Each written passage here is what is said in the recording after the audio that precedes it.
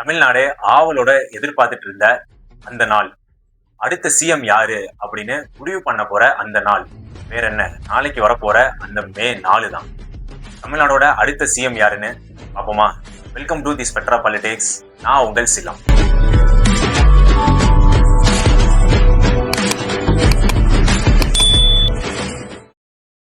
So இந்த year election வந்து ரொம்ப டிஃப்ரெண்டாவே இருந்துச்சு, ரொம்ப இன்ட்ரெஸ்டிங்கா இருந்துச்சு அப்படின்னு நம்ம சொல்லலாம். அதுக்கு என்ன காரணம் அப்படின்னா வந்து ஃபர்ஸ்ட் டைம் ஓட்டர்ஸ் ஒரு 20 லட்சம் பேர் இந்த வருஷம் ரொம்ப இன்ட்ரெஸ்டிங்கா, ரொம்ப தன்னார்வத்தோட ஓட்டு போடுறதுக்காக இருந்தாங்க. அதுல வந்து பாத்தீங்கன்னா அது கொஞ்சம் நல்ல பெரிய லெவல்லயே போச்சுன்னு சொல்லலாம். அதுக்கப்புறம் வந்து அந்த பஸ் இஷ்யூஸ் சென்னையில பார்த்துருக்கோம் அண்ட் நிறைய டிஃப்ரெண்ட் டிஸ்ட்ரிக்ட்ஸ்ல வந்து பஸ்ஸோட இஷ்யூஸ் இருந்துச்சு. பட் ஸ்டில் பீப்புள் எல்லாருமே வந்து அவங்களோட ஓட்டை கேஷ் பண்ணணும் அப்படின்னு சொல்லிட்டு ஊருக்கு வந்து ஓட்டை கேஷ் பண்ணியிருக்காங்க. ஸோ இதை வந்து ஒரு நல்ல விஷயமா பார்க்கலாம். ஸோ இதோட ரிசல்ட்டா தான் நமக்கு 85% ஆஃப் ஓட்டு வந்து இந்த வருஷம் போல் ஆயிருக்கு தமிழ்நாட்டில். ஸோ இதுக்கு வந்து மெயினா ஒரு 3 ஃபேக்டர்ஸ் நான் மென்ஷன் பண்ணலாம். அதுல ஃபர்ஸ்ட் ஃபேக்டர் பாத்தீங்க அப்படின்னா வந்து எஸ்ஐஆர். ஸோ என்ன அப்படின்னா வந்து அன்வான்ட் ஓட்ஸ், இறந்து போனவங்க அவங்க ஓட்ஸ் எல்லாத்தையுமே வந்து எலெக்ஷன் கமிஷன் ரிமூவ் பண்ணி ப்ராப்பரா அந்த லிஸ்ட்டை ரெடி பண்ணதுனால நமக்கு வந்து அதுல இருந்து ஒரு 90 லேக் ஓட்ஸ் வந்து ஆல்ரெடி லிஸ்ட்ல இருந்து ரிமூவ் பண்ணிட்டாங்க. ஸோ இது வந்து first factor. And second factor அப்படின்னு பார்த்தோம்னா ஆப்வியஸ்லி டிவிகே விஜயோட ஃபேக்டர். ஸோ விஜய் வந்ததுனால youngsters and first time voters எல்லாருமே வந்து இதை வந்து ஒரு திருவிழா மாதிரி கன்சிடர் பண்ணி எல்லாருமே அவங்களோட ஓட்டை கேஷ் பண்ணியிருக்காங்க. இது second factor. And third factor அப்படின்னு பார்த்தோம் அப்படின்னா ரூலிங் பார்ட்டி டிஎம்கே அவங்க மேல இருக்க அந்த ஆன்டி இன்கம்பன்சி. ஸோ அதனால என்ன பண்ணிருக்காங்க, பீப்புள்ஸ் வந்து நிறைய பேர் ஓட்டை கேஷ் பண்றதுக்காக. நெக்ஸ்ட் என்ன அப்படின்னா April 29 ரிலீஸ் ஆன அந்த எக்ஸிட் போல் பத்தி தான் நம்ம பார்க்க போறோம். ஸோ எக்ஸிட் போல் அப்படிங்கிறது எப்படி எடுக்கப்படுது அப்படின்னு ஃபர்ஸ்ட் வந்து நம்ம அண்டர்ஸ்டாண்ட் பண்ணிக்கணும். அதாவது என்னன்னா ஓட்டு போட்டுட்டு வர்றவங்க பூத்துக்கு வெளியில ஒரு சின்ன ஏஜென்சி மாதிரி ஒரு 2 பீப்புள் நின்றுட்டு யாருக்கு நீங்க ஓட்டு போட்டீங்க அப்படின்னு சொல்லிட்டு அந்த ரிசல்ட்டை ரெக்கார்ட் பண்ணி அதை வந்து ஒரு ரிப்போர்ட்டை ரெடி பண்ணி ரிலீஸ் பண்றது தான் எக்ஸிட் போல். பட் இதுல பார்த்தோம் அப்படின்னா நிறைய டிஃப்ரெண்ட் லைக் கன்சல்டன்சி நம்ம சொல்லலாம், அவங்க வந்து ரிலீஸ் பண்ணியிருக்காங்க. இதுல வந்து most of the consultancy or polls என்ன சொல்றாங்க அப்படின்னா டிஎம்கே தான் மறுபடியும் ஆட்சியை பிடிப்பாங்க அப்படின்னு சொல்றாங்க. அண்ட் ஒரு சில போல்ஸ் வந்து ஏடிஎம்கே ஆட்சியை பிடிக்கும் அப்படின்னு சொல்றாங்க. அண்ட் ஆக்சிஸ் மை இந்தியா அவங்க மட்டும்தான் வந்து டிவிக்கே வர்றதுக்கான வாய்ப்பு இருக்கு அப்படின்னு வந்து போல்ஸை கொடுத்துருக்காங்க அஸ் அ ரிசல்ட்.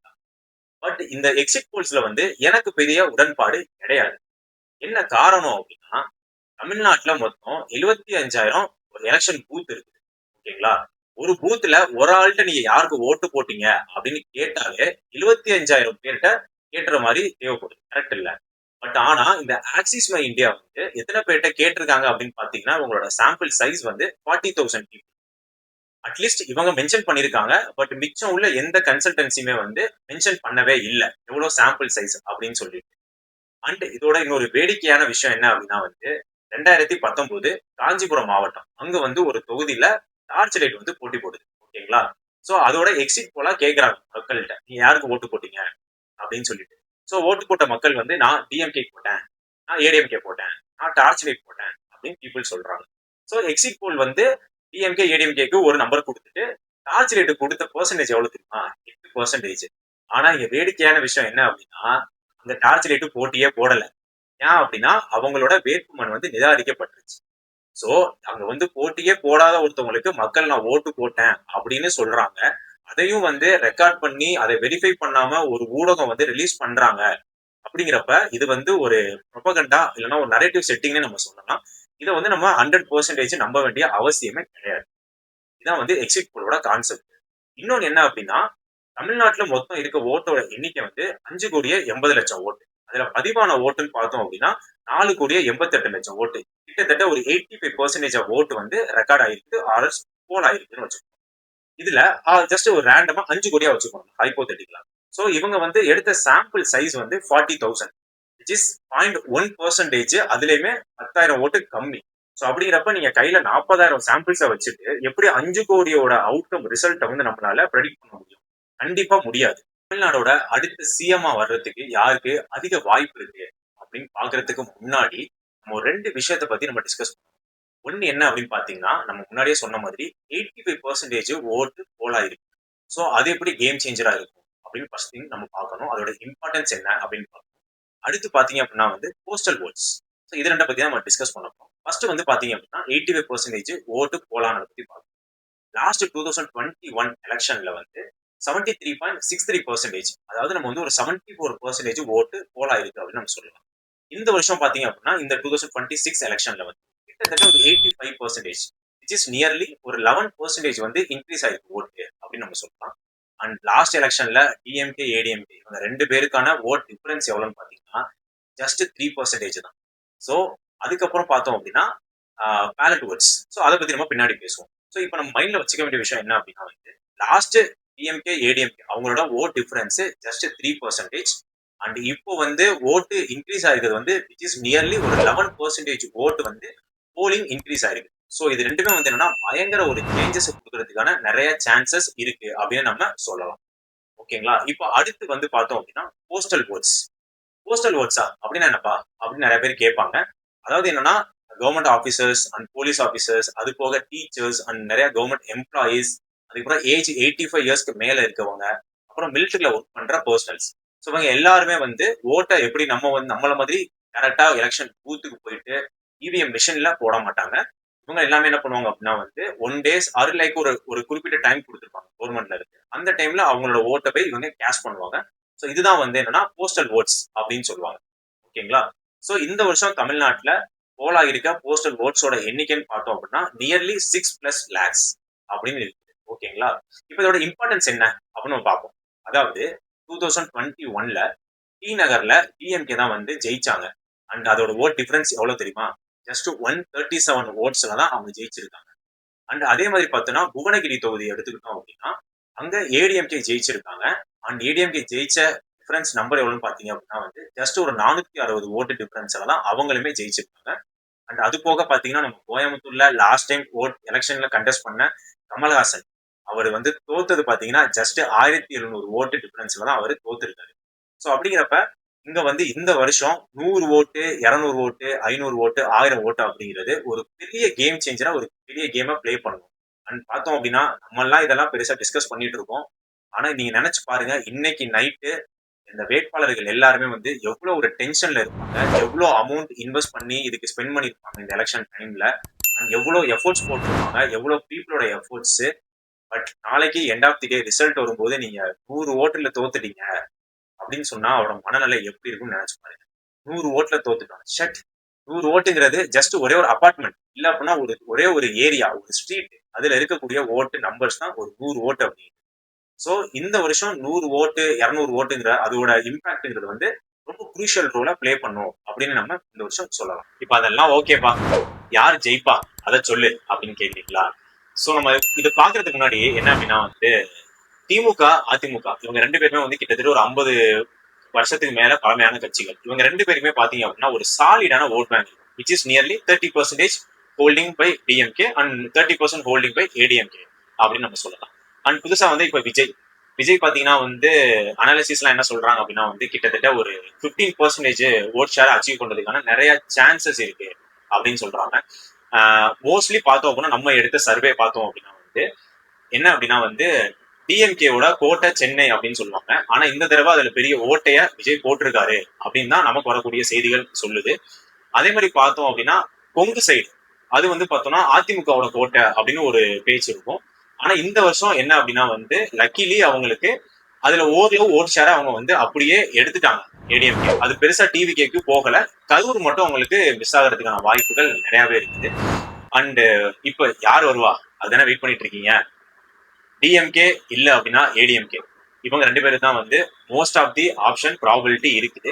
இதுல ஒரு 70% பாத்தீங்க அப்படின்னா டிஎம்கே தான் வருவாங்க. என்ன ரீசன் அப்படின்னா அவங்களோட already holding vote share and அவங்களோட அலையன்ஸான தேமுதிக, அப்புறம் கம்யூனிஸ்ட், காங்கிரஸ், விடுதலை சிறுத்தை கட்சி, ஸோ இவங்களோட ஓட் ஷேர் எல்லாத்தையுமே நம்ம வந்து சேர்த்து பார்த்தோம் அப்படின்னா திமுகவுக்கு அதிக வெற்றி வாய்ப்பு இருக்குதுன்னு நம்ம சொல்லலாம். இன்னொன்று என்னன்னு பார்த்தோம்னா நம்ம சோசியல் மீடியால பார்க்கும்போது டிவிக்கே தான் வந்து ஆட்சி அமைக்கிற மாதிரியும் ஒரு தோற்றமும், டிவிக்கே வந்ததுனால டிஎம்கே வந்து பெருசா அடிபடுது, பெருசா ரொம்ப கஷ்டப்படுது கட்சி, ரொம்ப ஆன்டி இன்கம்பன்சி ஹெவியா இருக்கு அப்படின்னு நம்ம நினைச்சிட்டு இருக்கோம். பட் ஆனா ரியாலிட்டி, கிரவுண்ட் ரியாலிட்டி நம்ம போனாதான் தெரியும். It's completely different. ஏன்னா ரொம்ப ஷாக்கிங்கா இருக்குல்ல, எனக்குமே அப்படிதான் இருந்துச்சு. அதாவது வந்து நம்ம இப்போ நிறைய பிளேஸ்ல நம்ம பேசும்போது, ஃபார் எக்ஸாம்பிள் கொங்கு சைடு பேசும்போது என்ன சொல்றாங்க அப்படின்னா வந்து இல்ல நம்ம வந்து அதிமுக தான் நம்ம சப்போர்ட் பண்ண போறோம், விவசாயிக்கு நிறைய பண்ணியிருக்காங்க அப்படின்னு சொல்றாங்க. அதே மாதிரி சென்னை சைடு எடுத்துக்கிட்டோம் அப்படின்னா நம்ம முன்னாடியே பேசின மாதிரி சென்னை ஓட்ல வந்து பிரிக்கிறதுல ஒரு பெரிய பங்காற்றுறது விஜய் பண்ணிட்டு இருக்காரு.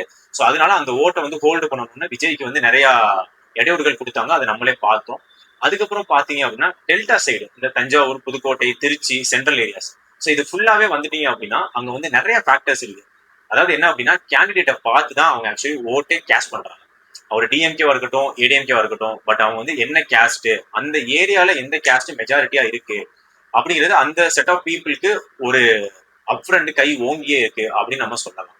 அதுக்கப்புறம் பாத்தீங்கன்னா நம்ம இன்னும் ஒரு சில பேர் பேசினவங்க என்ன சொல்றாங்கன்னா நான் விஜய் கட்சிக்கு தான் ஓட்டு போட்டேன் டிவிகேக்கு அப்படின்னு சொன்னாங்க. நம்ம அடுத்து கேட்ட கொஸ்டின் என்ன அப்படின்னா யாரு கேண்டிடேட்டு, அவரோட பேக்ரவுண்ட் என்ன அப்படின்னு கேட்கும்போது எனக்கு அதெல்லாம் தெரியல, நான் போனேன் விசில் சின்னத்துக்கு பிரஸ் பண்ணேன் அவ்வளவுதான் அப்படின்னு சொல்றாங்க. சோ இந்த விஷயத்த நம்ம எப்படி பாக்குறது அப்படின்னு தெரியல. அதாவது என்னதான் நம்ம விஜய் அன்பு அளவு கடந்த அன்பு இருந்தாலும் விஜய் மேல நம்ம வந்து அவர் ஒரு புது மாற்றம் இருக்காரு அப்படின்னு நம்ம சொன்னாலுமே நம்ம தொகுதியில நம்ம ஓட்டு போட போறோம் அப்படின்னா அட்லீஸ்ட் நம்ம கேண்டிடேட் யாருன்னா நம்ம தெரிஞ்சுக்கணும்ல. சோ அது ரொம்ப இம்பார்ட்டன்ட்ல. சோ அதையே வந்து இங்க மக்கள் மிஸ் பண்றாங்க அப்படின்னு நம்ம சொல்லலாம். அடுத்து பாத்தீங்க அப்படின்னா நம்ம முன்னாடி பேசின மாதிரி டிஎம்கேக்கு வந்து இப்போதைக்கு கை ஓங்கி இருக்குது. ஸோ அவங்க தான் மறுபடியும் ஆட்சியை குறிக்கிறதுக்கான சான்சஸ் நிறையவே இருக்குன்னு நம்ம சொல்லலாம். அது மிஸ் ஆச்சு அப்படின்னா ஏடிஎம்கேக்கான வாய்ப்புகள் நிறையவே இருக்குது. என்ன ரீசன்னா இந்த ஓட் ஷேரை எப்படி விஜய் பிரிச்சிருக்காரு, அந்த பிரிச்ச ஓட்டெல்லாம் யாரோட ஓட்டு, டிஎம்கேல இருந்து பிரிச்ச ஓட்டா, இல்ல ஏடிஎம்கேல இருந்து பிரிச்ச ஓட்டா, இல்ல நியூட்ரல் பீப்புள் புதுசா வந்த அந்த 10% இருக்காங்க அவங்களோட ஓட்டா அப்படின்னு நம்ம பொறுத்திருந்து தான் பார்க்கணும். ஆனா எனக்கு இங்க என்ன தோணுது அப்படின்னா நம்ம ஒரு மீம் ஒண்ணு பார்த்தோம். எல்லாரும் திமுக தாவகாங்கிறீங்க, கடைசியில பாத்தீங்கன்னா எங்க சித்தப்பா தான் சைலண்டா இருந்துட்டு ஆட்சியை பிடிக்க போறாரு அப்படின்னு எடப்பாடிய எல்லாரும் சொல்லிட்டு இருக்காங்க. சோ அதுக்கடுத்து பார்த்தோம் அப்படின்னா வந்து இன்கேஸ் இவங்க 2 பேர்ல யாருமே பெரும்பான்மை கிடைக்கல அப்படின்னா தேர்ட் ஆப்ஷன் என்னவா இருக்கும் அப்படின்னா வந்து ஹங் அசம்பிளி, அதாவது தொங்கு சபை. தொங்கு சபை அப்படின்னா என்ன அப்படின்னா எந்த கட்சியுமே வந்து பெரும்பான்மை எடுக்கல. சோ பெரும்பான்மை அப்படின்னா இப்ப எவ்வளவு அப்படின்னு ஒரு கொஸ்டின் வரும். 118 சீட் எடுத்தாங்க அப்படின்னா அவங்க வந்து பெரும்பான்மையோட கவர்மெண்ட்டை ஃபார்ம் பண்ணலாம். இப்போ ஃபார் எக்ஸாம்பிள் ஹைப்போதெட்டிக்கலி டிஎம்கே ஒரு 100 சீட்டு, ஏடிஎம்கே ஒரு 100 சீட்டு, அண்ட் விஜய் வந்து ஒரு 25 சீட்னு வச்சுக்கோங்க. அப்படிங்கிறப்போ இப்ப இங்க யாருக்குமே பெரும்பான்மையே கிடையாது. சோ இங்க வந்து இந்த 2 கட்சியில எந்த கட்சி வந்து விஜய் கூட போயிட்டு அலைன்ஸ் ஃபார்ம் பண்றாங்களோ அவங்க தான் வந்து கவர்மெண்ட்டை ஃபார்ம் பண்ண முடியும். சோ இந்த மாதிரியான ஒரு ஹங் அசம்பிளி சுச்சுவேஷன் வந்துச்சு அப்படின்னா இது யாருக்கு சப்போர்ட்டிவா இருக்கும் அப்படின்னா ஆப்வியஸ்லி ஏடிஎம்கே தான். என்ன ரீசன் அப்படின்னா அட் எனி காஸ்ட் விஜய் வந்து டிஎம்கே கூட அலையன்ஸ் வைக்கிறது வந்து ஒரு 0% ப்ராபிலிட்டின்னு நம்ம சொல்லலாம். ஓகேங்களா? அதே மாதிரி வந்து ஏடிஎம்கேக்கு கொஞ்சம் டாமினேஷன் இருக்கும், இல்ல அப்படின்னா ஒரு பிளஸ் பாயிண்ட் ஆர் பெனிஃபிட் இருக்கும் அப்படின்னு நம்ம சொல்லலாம். என்ன ரீசன்னா இப்போ ஒரு 20 சீட்ஸ் விஜய் ஹோல்டு பண்ணிட்டு இருக்காரு, இவங்க ஒரு 100 சீட் வச்சிருக்காங்க அப்படின்னா விஜய் கூட பேசி மேபி விஜய் ஒரு டெபுட்டி சிஎம் நாங்க உனக்கு ஆஃபர் பண்றோம், ஒரு 2-3 மினிஸ்டர் உங்களுக்கு ஆஃபர் பண்றோம் அப்படின்னு சொல்லி டிஎம்கே வீட்டுக்கு அனுப்பணும் அப்படின்னு சொல்லி இவங்க மேபி ஒரு பேச்சுவார்த்தை நடத்தி இவங்க வந்து கவர்மெண்ட் அலையன்ஸ் ஃபார்ம் பண்ணி கவர்மெண்ட் ஃபார்ம் பண்றதுக்கு நிறையவே வாய்ப்புகள் இருக்கு. அண்ட் நம்ம வந்து என்னன்னா விஜய்க்கு தேங்க் பண்ணக்கூடிய ஒரு விஷயமா என்ன பார்க்கணும் அப்படின்னா யங்ஸ்டர்ஸ் எல்லாருமே வந்து பாலிடிக்ஸ்ல இப்போ வந்து பார்ட்டிசிபேட் பண்ண ஸ்டார்ட் பண்ணிருக்காங்க. See whether it is good or not, அவங்க வந்து லேர்ன் பண்றாங்களோ இல்லையோ அவங்க எல்லாருமே நீங்க கற்குரி அனில் குஞ்சு அப்படின்னு சொல்லி என்னதான் போர்ட்ரே பண்ணாலும் at least they started learning about politics. So இதுக்கப்புறம் என்னன்னா அந்த அக்கௌண்டபிலிட்டி அந்த பொலிட்டிக்கல்ல இருக்க லைக் ஓல்டு பொலிட்டீஷியன்ஸ் எல்லாருமே வந்து கொஞ்சம் அக்கௌண்டபிளா மாறுறதுக்கான வாய்ப்புகள் நிறையவே இருக்குது. ஸோ அதுக்கப்புறம் இப்போ ஃபைனலா மே 5ஆம் தேதி சூரியன் மறுபடியும் உதிக்குமா இல்ல மே 4ஆம் தேதியோட சூரியன் மறையுமா அப்படின்னு கீழே கமெண்ட் பண்ணுங்க. நன்றி, வணக்கம்.